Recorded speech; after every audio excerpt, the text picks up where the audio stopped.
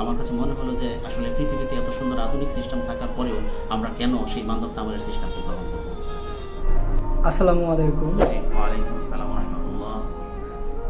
আমরা আজিজুল হক স্যারের ছোট ছেলেকে রাফিনকে আমরা আজকে থেকে গত 6 দিন আগে আমরা খতনা করিয়েছিলাম ফাতেমা ডিভাইস কসমেটিক সন্ন্যতে খাতনা সেন্টার থেকে। আমাদের আজিজুল হক স্যার হলেন শ্রীপুর মিজানুর রহমান মহিলা কলেজের ইকোনমিক্সের প্রফেসর। স্যার আমাদের এই সেবার কথা ফেসবুকের মাধ্যমে জানতে পারেন। তারপর স্যার একদিন আমাদের কাছে এসে পুরো বিস্তারিত বিষয়টা জানার পরবর্তীতে স্যার সুযোগ খুঁজতেছিলেন যে কোন সুযোগে আসলে ছেলেকে খতনা করানো যায়। তো আলহামদুলিল্লাহ এই রমজানের ছুটিতে স্যারের ছোটো ছেলে রাফিনকে আমাদের মাধ্যমে খতনা করালেন। আমরা ইনশাল্লাহ একটু জানবো যে স্যারের কাছ থেকে যে পরিপূর্ণ বিষয়টা স্যারের আসলে কেমন লাগলো এই নতুন ডিভাইস কসমেটিক সন্ন্যতে খাতনা সিস্টেমটা। স্যার যদি আপনি বলেন। জি, আলহামদুলিল্লাহ এই ডিভাইস কসমেটিক খাতনা সিস্টেমটা আমার কাছে খুব ভালো লেগেছে। বিষয়টা হলো আমার ছেলেকে আমি কিছুদিন ধরে ভাবতেছিলাম যে তাকে সুন্নতে খাতনা করাবো। তো সেই প্রেক্ষিতে আমি খুঁজতেছিলাম যে বর্তমান বিশ্বে প্রচলিত সবচেয়ে সুন্দর কোনো ব্যবস্থা খুঁজে পাওয়া যায় কিনা। একটা তো আছে যেটা আমাদের যেটা গনি বা হাজম দিয়ে যেটা করানো হয়, এর চেয়ে ভালো কোনো সিস্টেম পাওয়া যায় কিনা সেই হিসেবে আমি রিসার্চ করতে শুরু করলাম।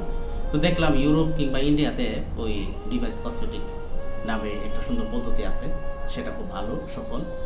তো আমি চিন্তা করলাম যে আমাদের দেশে আছে কিনা। আমি সার্চ দিলাম, তো আমি দেখলাম আমাদের দেশে ঢাকাতে আসছে। পরে সার্চ দিলাম যে গাজীপুরে আছে কিনা। তো গাজীপুরে সার্চ দিয়া শ্রীপুর সার্চ দিলাম, দেখলাম যে শ্রীপুর আছে এই ফাতেমা ডিভাইস কসমেটিক সেন্টার।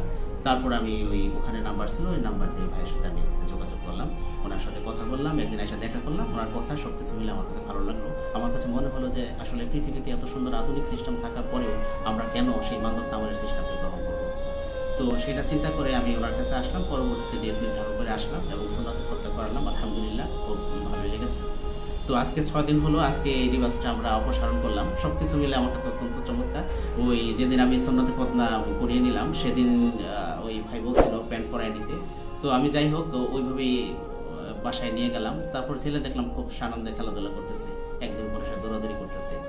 এই আর কি, আমাকে বলছিল গোসল করাইতে, সেখানেও কোনো সমস্যা নাই ইনশাল্লাহ। আলহামদুলিল্লাহ খুব ভালো লেগেছে। আলহামদুলিল্লাহ। স্যার যারা আসলে খতনা করাইতে চায় বা এই পদ্ধতি সম্পর্কে জানে না, বিদায় করাইতে পারতেছে না বা হাজাম দিয়ে করায়, ওদের উদ্দেশ্যে আসলে স্যার কি বলবেন? আমার মনে হয় যে হাজাম দিয়ে তো আসলে ঐতিহ্যগতভাবে 1000 বছর বা 100 বছর ধরে পৃথিবীতে প্রচলিত আছে, সেটা ঠিক আছে। সেখানে কিছু নেগেটিভ বিষয়গুলো আছে, কিন্তু এখন যেটা বের হয়েছে উন্নত বিশ্বে ইউরোপ থেকে শুরু করে ভারত, ইন্ডিয়া হয়ে আমাদের দেশে প্রচলিত আছে, এই সিস্টেমটা আসলে খুবই ভালো। তো কেন আমরা ওখানে যেহেতু ইনফেকশনের সমস্যা আছে, তারপরে আরও বিভিন্ন ধরনের জটিল রোগে আক্রান্ত হওয়ার, যেহেতু ওরা একটা কাঠি নাকি ব্যবহার করে এবং এটা সবাই ব্যবহার করে এবং একজন থেকে আরেকজনে কিছু ছোঁয়াচে রোগ আছে সেটাও ছড়ায়। আর এখানে যে ডিভাইস কসমেটিক যেটা, এখানে এই ধরনের কোনো সুযোগ নাই, সরাসরি রোগ মানে সংক্রমিত হওয়ার কোনো সুযোগ নাই। সুতরাং এই উন্নত প্রযুক্তি থাকতে আমরা কেন পিছন দিকে চলে যাব? তো এটাই তো করা ভালো মনে করি আমি।